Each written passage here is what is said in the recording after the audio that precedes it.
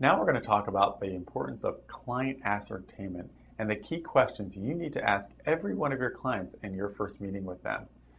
Um, Ascertainment is so crucial, particularly when you're selling web advertising, because once again, you're selling so many different online formats. You need some key bits of information for your client in order to make a solid recommendation or to design a proposal that will effectively meet their goals. Ascertainment also helps show the value of the package that you're designing. So that way you don't have to offer them a deal in advertising or give web advertising away as a value-added opportunity. But you are showing that by the campaign that you've built, how it's going to directly impact their goals. So that way they understand the value of what you've created for them and they're willing to put the money down for it. I would also say ascertainment is crucial in setting expectations.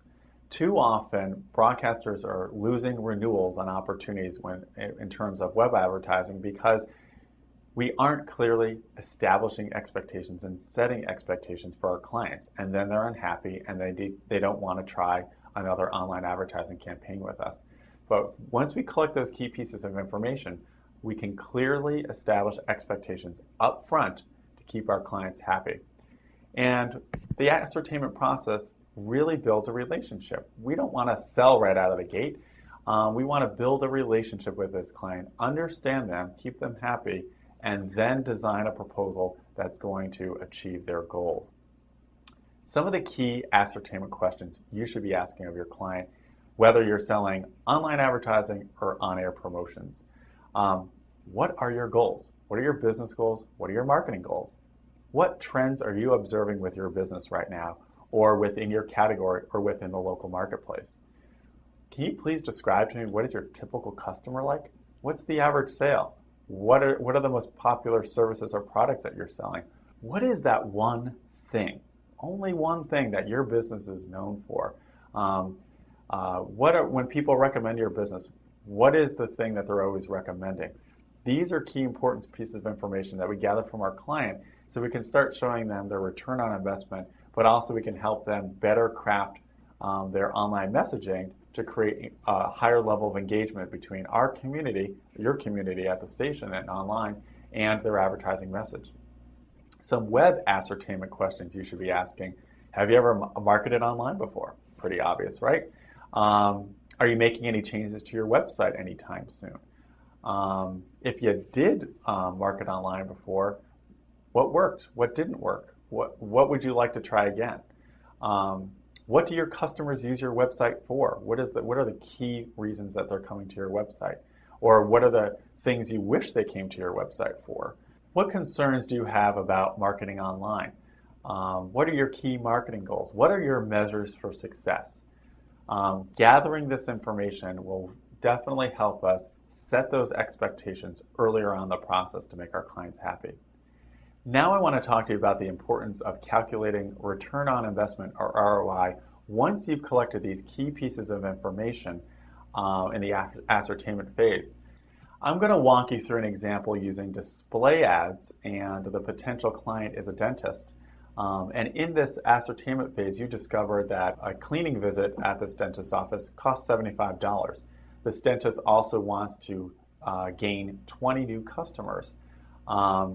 And the cost per thousand of display ads on your website are $10. And the average click-through rate is industry-wide on broadcast websites is about 2.5%. Obviously, every website is different and unique, so you really need to understand what is the average click-through rate on your website to properly develop this return on investment calculation. For now, we use 2.5%. And then I like to be really, really conservative and say of the 2.5% folks that click through this display ad, only 1% will be converted into patients. So the 1% of that click-through rate will be converted into new patients. So if this dentist wants 20 new patients and there's a 1% conversion of those click-throughs, that means we need 2,000 clicks. Then of those 2,000 clicks, we divide that by 2.5% of that click-through rate.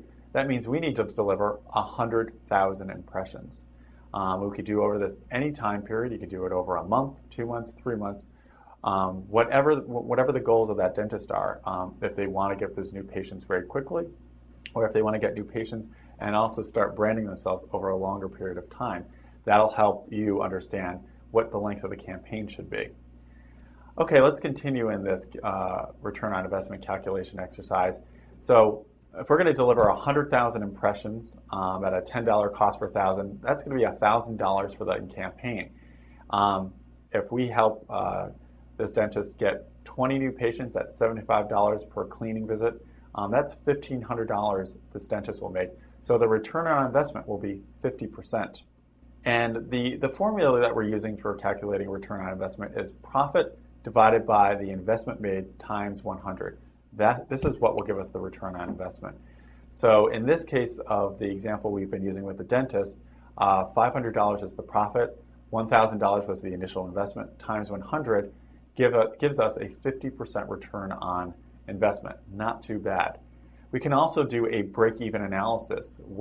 How many new patients do we have to send to this dentist just to break even from what he or she has spent with our station?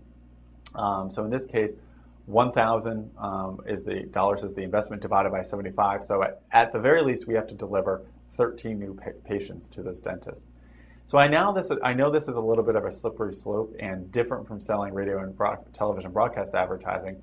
But remember, there's such a level of accountability now that clients want us to go through this exercise. They want to see what they're paying for. They want to see the value.